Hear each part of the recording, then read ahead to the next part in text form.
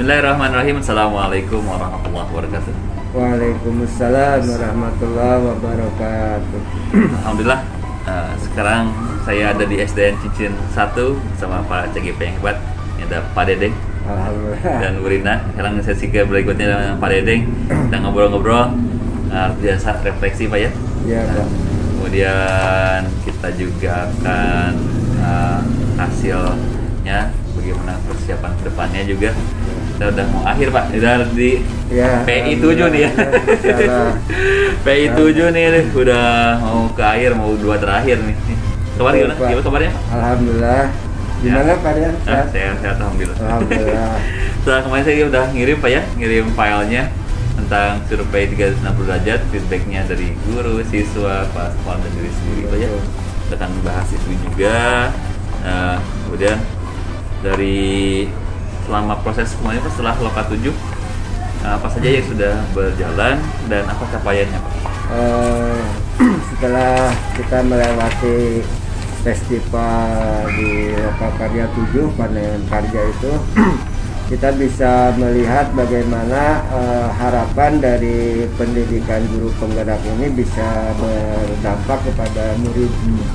Nah, kita menampilkan kreativitas murid kita di festival karya itu. Nah, dari itu saya mendapatkan refleksi, artinya bahwa dari festival yang diadakan di Hotel Grand Sunshine itu bersama rekan guru se-Kabupaten Bandung itu memperoleh banyak inspirasi seperti itu untuk diterapkan di sekolah Pak, sekolah kita.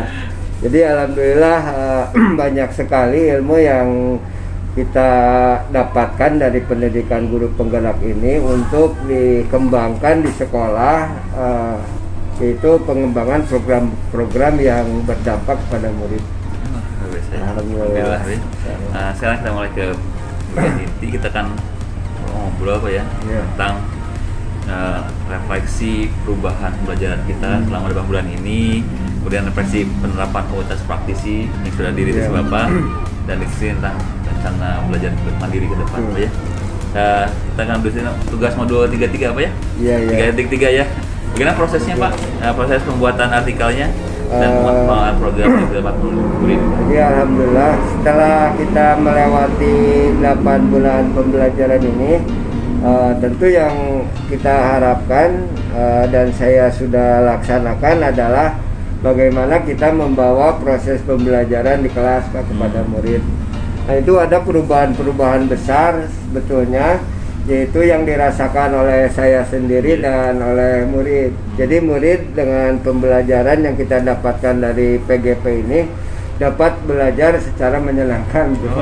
Menyenangkan karena apa? Karena kita mencoba untuk penerapan dari pembelajaran yang berdasarkan pemetaan kebutuhan murid, dari mulai persiapan pembelajaran, minat belajar, gaya belajar mereka. Kita coba dekati dengan pendekatan seperti itu, dan tentu dengan pembelajaran diferensiasi, akhirnya kita sendiri mendapatkan kesenangan ya. Artinya kita senang murid-murid dapat secara aktif dan antusias dalam pengerjaan di kelas Pak, dan itu menyenangkan membuat anak bahagia. Iya juga ya. Sebetulnya seperti itu Pak. Senang, bisa senang juga ya. Iya betul, alhamdulillah. Alhamdulillah nih 3 pertanyaan sudah terjawab ya Bapak. Ada sering refleksi ya. Baik feeling ya. Iya betul Pak. Kemudian feature, sekarang terakhir feature Pak yang apa ke depan rencananya Pak? Tadi seperti yang tadi Pak Rian sampaikan, bahwa selain kita untuk diri kita sendiri juga kita ingin berimbas kepada teman-teman sejawat ya dalam satu sekolah. Nah, tentu dalam hal ini kita menggerakkan komunitas praktisi yang telah kita buat untuk diaktifkan untuk bersama-sama saling sharing tentang pengalaman pembelajaran di kelas Pak. Dan itu sangat penting sekali kehadirannya. Maksudnya kita berada di komunitas praktisi yang seperti dulu juga alhamdulillah Pak Rian sudah hadir memberikan silaturahmi dengan warga teman sejawat saya SD mungkin untuk saling berkomunikasi, dan ternyata kan lebih dekat, ada kedekatan dalam pengembangan diri dan kompetensi pembelajaran. Alhamdulillah ya. Alhamdulillah. Nah, langsung aja sekarang tadi udah dibahas tentang komunitas praktisi. Ya. Tadi udah juga prosesnya ya. Bapak udah mulai berlangsung. Perubahan apa yang menyenangkan bagi Bapak yang sudah terlihat dialami oleh rekan kerja Bapak? Nah, perubahan yang terjadi, kita mengikuti pembelajaran sekarang Pak ya. Jadi artinya kita tentu tidak akan lepas dari pembelajaran awal kita, yaitu dengan filosofi Ki Hajar Dewantara. Artinya bahwa kita dalam pembelajaran ini menuntun anak. Jadi ketika kita bersama-sama dalam komunitas praktisi di sekolah, maka perubahan yang terjadi, ada perubahan paradigma berpikir daripada guru itu, yaitu dengan pembelajaran yang berpusat kepada murid. Jadi student concern, metode-metode yang dilaksanakan memang ada baik dan kekurangannya Pak ya. Seperti wawancara bukan itu maksudnya ada diskusi yang biasa dengan metode ceramah gitu maksudnya kan wawancara. Nah, ceramah itu kan ada baik dan tidaknya kalau misalnya dalam kategori atau jumlahnya besar dengan metode ceramah. Nah, tentu dengan ada komunitas praktisi, kita bisa bersama-sama saling mengingatkan, memilah-milah. Jadi strategi apa yang kita terapkan untuk pembelajaran ini, strategi apa yang pembelajaran untuk pelajaran itu. Nah, seperti itu Pak. Jadi ada pengembangan dari masing-masing saya dan bersama rekan Pak. Apa yang akan merencanakan ke depan Pak setelah beres program ini di komunitas praktisi Bapak? Nah, ini saya alhamdulillah karena tadi itu berangkat dari refleksi atau gambaran dari rekan-rekan pada festival panen karya itu Pak ya. Saya mencoba juga untuk kelas saya sendiri, yaitu dengan penerapan pembelajaran berbasis proyek, yaitu pembuatan kotak kejujuran Pak. Bapak nih. Kotak kejujuran. Jadi ketika ada anak menemukan sesuatu, nah kita seorang KM mengetahui ada yang murid yang lain menemukan dan menyimpan di sana. Dan nanti kalau ada yang merasa kehilangan bisa mengambil sana. Dan uniknya Pak, kotak kejujuran itu kami buat dari bahan bekas Pak, karena eksploitasi itu Pak. Betul. Ya dari dus Supermi atau dus yang lain, dus mie yang maaf menyebutkan. Dus mie itu di pinggir-pinggirnya dengan daun-daun bekas Pak. Ya, sekarang masih di anak belum dikumpulkan karena kita mengambil waktu-waktu yang kosong aja. Sedangkan untuk program dengan komunitas praktisi, kita akan merencanakan pekan literasi sekolah Pak. Kebetulan kemarin ada informasi juga kan dari edaran dari kabupaten ya, untuk kabupaten kita tentang proses pembelajaran dan kementerian, bahwa di akhir tahun ini anak ditekankan untuk pembelajaran yang sesuai dengan profil pelajar Pancasila. Nah, untuk penguatan itu saya membuat suatu program pekan literasi. Ada ceramah, ada pidato, ada penampilan puisi, dan setan-setan makanan tradisional Pak, berkebinekaan global. Wah, mantap nih. Mudah-mudahan bisa terlaksana. Dengan ada waktu kosong ya Pak ya? Ada Pak ya, sebelum bagi rapot ya? Sebelum bagi rapot, setelah ulangan umum, sebelum pembagian rapot ada jeda waktu. Nah, ini akan dimanfaatkan Pak. Mudah-mudahan meskipun mungkin PPKM 3 ya, level 3, kita akan buat pergiliran waktu kunjung orang tua dengan penerapan ya 3M itu Pak. Prokes. Salah. Ini biar terlaksana ya. Daya dukung apa yang Bapak harapkan untuk memajukan komunitas praktisi ini Pak? Ya Pak, tentu setiap kegiatan itu perlu adanya daya dukung yang sama-sama ingin mensukseskan seperti itu Pak ya. Nah itu yang saya harapkan, karena komunitas praktisi saya coba buat bukan hanya dengan rekan guru, tapi melibatkan orang tua murid juga. Jadi kita komunikasikan dengan orang tua murid dan aset-aset sekolah kalau inginnya seperti itu, aset-aset sekolah baik di dalam atau di luar sekolah untuk sama-sama mensukseskan program sekolah yang berdampak pada murid seperti itu Pak. Mudah-mudahan bisa dukungan yang banyak. Betul. Insyaallah Pak. Ya, macam asetnya ya. Amin ya, betul. Sekarang kita refleksi perubahan pembelajaran yang ada di Bapak ya di kelas Bapak. Setelah menjalani program PGP ini 8 bulan Pak ya, udah akhir ini, apa yang dirasakan Bapak? Sudah ada perubahan di kompetensi Bapak sebagai guru Pak? Ya, pada pembelajaran saya sebagai guru kan kita membuat dulu rencana pembelajaran ya, RPP. Dalam rencana pelaksanaan pembelajaran kita karena kita sudah memperoleh bekal ilmu tentang diferensiasi sosial emosional, kita masukkan di sana di RPP itu pembelajaran dari mulai awal sampai dengan akhir. Misalnya dari awal kita tentukan dulu kompetensi yang ingin diharapkan dari anak, dari sosial emosional seberapa, misalnya kemandirian seperti itu. Dan nanti kita akan coba untuk mendiferensiasikan pembelajaran terutama tentang materi yang disampaikan atau tutor sebaya. Mungkin kalau ada yang kebetulan kan saya pendidikan agama Islam, misalnya dalam pembelajaran membaca ada yang masih belum hafal, ada yang sudah hafal, ada yang bagus mahrojnya. Nah kita coba untuk anak yang sudah hafal dan bagus mahrojnya menjadi tutor sebaya.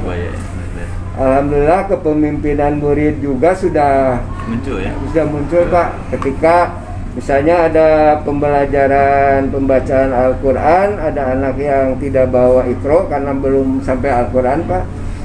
Di KM-nya itu dia inisiatif sendiri mencari buku Iqra di perpustakaan. Nah, itu kan sudah ada kepemimpinan saat itu. Kita memfasilitasi aja murid itu supaya apa yang dia kreativitas yang timbul bisa dimaksimalkan dan dilaksanakan. Selain dari pembinaan murid, perubahan dari murid Bapak apa saja Pak setelah Bapak melakukan pembelajaran di PGP? Dari segi kreativitas muncul anak-anak, juga dari keberanian Pak ya, karena kan kita sekarang akan menghadapi berbagai lomba seperti itu Pak, lomba di imtak ataupun nanti di sekolah untuk screeningnya Pak ya, seperti itu. Nah anak-anak dicoba untuk bisa berani tampil seperti itu, dan alhamdulillah sudah ada beberapa anak yang berani, dan nanti kita akan coba untuk menampilkan hasil karya anak itu sendiri Pak. Memang kreativitasnya kan sekarang masih di rumah sebagian, di sekolah sebagian, sudah muncul Pak, alhamdulillah. Alhamdulillah. Ya. Kemudian apa yang membuat di perjalanan ini Bapak merasa PGP ini sudah mulai cukup memuaskan? Apa juga yang masih menjadi tantangan bagi Bapak? Alhamdulillah secara umum Pak ada perubahan seperti yang barusan sudah dikatakan. Perubahannya besar sekali, dan tentu tadi bahwa kita berorientasi kepada murid, student concern. Nah seperti itu, dari mulai awal pembelajaran dengan kesepakatan kelas kita coba pelajari kembali dan kita kembangkan dan kita praktekkan untuk misalnya dengan kata yang tidak negatif seperti itu, dan kita bersama-sama murid untuk berkomitmen bersama Pak, seperti itu. Jadi maksud saya ketika kita sudah mempunyai pembelajaran di PGP ini, kita coba terapkan semua. Adapun tantangannya ya seperti kan meskipun lama ya Pak, 9 bulan lama, tapi kan materinya banyak Pak. Betul. Nah karena materinya banyak, tantangan yang ingin saya laksanakan adalah saya mempelajari ulang kembali Pak, supaya lebih spesifik, lebih detail dan bisa diaplikasikan oleh saya gitu Pak. Seperti itu. Biasanya Ya, banyak materinya ya. Alhamdulillah. Ya, setelah Bapak mau menyelesaikan program ini ke depan, kompetensi kepemimpinan sekolah apa yang Bapak ingin kembangkan? Nah, mengenai kompetensi yang ingin saya kembangkan, yang saya ingin sekali mengembangkan yaitu program yang berdampak pada murid. Nah, jadi mulai dari kan ada kita diajarkan juga tentang pendekatan bagja Pak. Jadi buat pertanyaan, ambil pelajaran. Nah, ternyata kita dengan pembelajaran di PGP ini kita bisa melihat kekuatan-kekuatan yang ada di sekolah untuk bisa kita kembangkan dan kita buatkan program untuk yang berdampak kepada murid. Jadi kalau saya karena pendidikan agama Islam, saya melihat bahwa ada kebiasaan-kebiasaan baik dari anak maupun orang tua di rumah ataupun wali kelasnya tentang membaca Al-Quran. Nah, saya ya jadikan aja program sekolah, karena kan itu sudah menjadi kekuatan sekolah, sudah ada sebelumnya, tinggal kita kembangkan dan kita arahkan untuk lebih komprehensif lah seperti itu, sehingga ada pembacaan Al-Quran, literasi Al-Quran sebelum pembelajaran dimulai, dengan harapan menumbuhkan budaya religius yang ada pada anak seperti itu. Luar biasa nih. Kemudian apa yang membuat kompetensi tadi yang Bapak sebutkan itu esensial dan indikator keberhasilan dari yang tadi Bapak ingin kembangkan? Iya.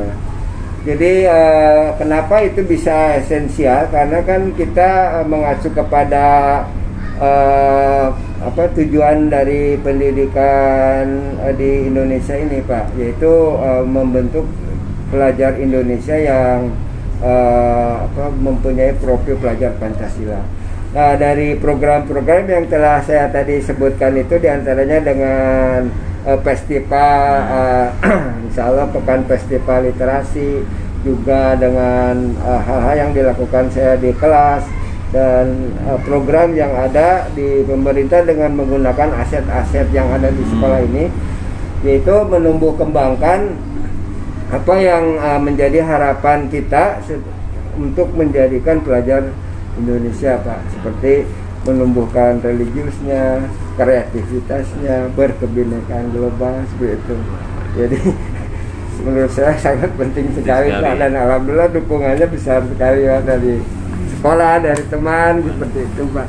Tadi Bapak disinggung tentang aset ya, aset apa di sumber daya internal maupun eksternal yang sudah Bapak petakan untuk mendukung pengembangan kompetensi Bapak tadi. Ya, untuk aset sekolah di dalam itu aset, kalau disebutkan kan aset manusianya Pak. Jadi alhamdulillah SDN Cincin 1 itu mungkin terbanyak dan terbesar Pak. Karena jumlahnya hampir 50 gurunya kan, muridnya hampir 1.200 dengan 30 rombel Pak. Jadi aset manusia yang ada di Cincin 1 itu adalah aset yang sangat mendukung sekali untuk program-program yang ada. Juga aset-aset di luar sekolah eksternalnya juga saya coba untuk raih untuk menjadikan pendukung bagi program-program yang ada di sekolah, seperti aset sosial. Sekarang juga alhamdulillah sedang ada ini Pak, vaksin itu Pak untuk anak kelas 1 dan semuanya. Itu kan aset bias, aset sekolah, aset sosial, aset politiknya, aset agama budaya di sekitar ini. Jadi semua aset yang ada yang pernah kita pelajari di PGP ini kita coba untuk terapkan, dan meskipun tidak semua, belum semua Pak ya, tapi kita coba untuk petakan secara sinergitas lah seperti itu Pak.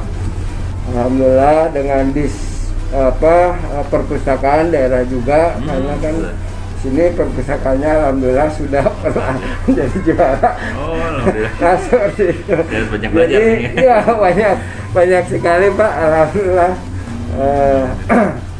Apa sinergitas dari aset dari dalam maupun aset dari luar. Nah, mudah-mudahan ini bisa berpengaruh besar kepada anak Pak. Nah, itu yang paling utama ya. Betul. Ya. Ya. Kemudian ketika ada kendala Pak ya, suatu pas ada kendala Pak ya. Betul.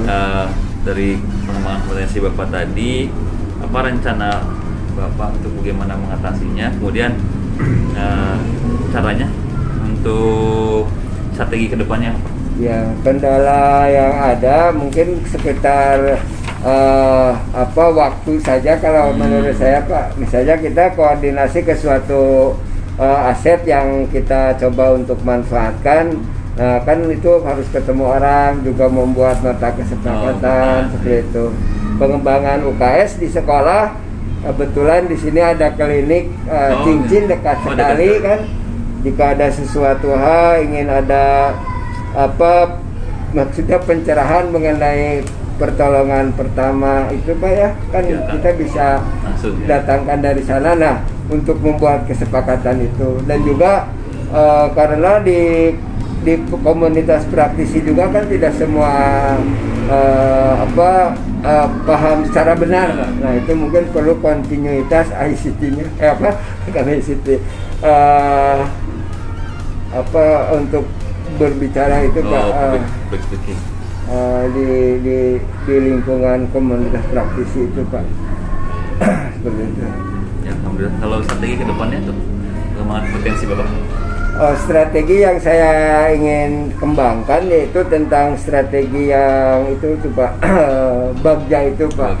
Jadi kita buat suatu program yang berakar dari potensi atau kekuatan yang ada di sekolah. Nah, lalu kita komunikasikan di komunitas praktisi untuk sama-sama kita menjalankan ini, siapa yang bertanggung jawab, dan tentu peranan kepala sekolah sangat besar sekali pada dukungannya untuk ini. Alhamdulillah ya. Luar biasa Pak. Saya sangat mengapresiasi sekali. Terima kasih atas praktik baik yang sudah dilaksanakan selama 8 bulan ini Pak ya. Saya nantinya terus memotivasi terus melaksanakan programnya dan mudah-mudahan ini istiqomah ke depannya. Alhamdulillah, amin. Ya, dari mudah-mudahan nanti lokal 8 juga lancar sampai lulusan lancar semua. Pak. Alhamdulillah, amin. Terima kasih nih juga kepada Pak Rian nih yang sudah secara kontinuitas istiqomah memberikan jalan kepada kami, arahan supaya kami bisa mendapatkan yang terbaik dari kesempatan di PGP ini Pak. Terima kasih sekali, mudah-mudahan terus sehat kalian. Ya. Siap. Saya pamit Pak, terima kasih. Waalaikumsalam warahmatullahi wabarakatuh.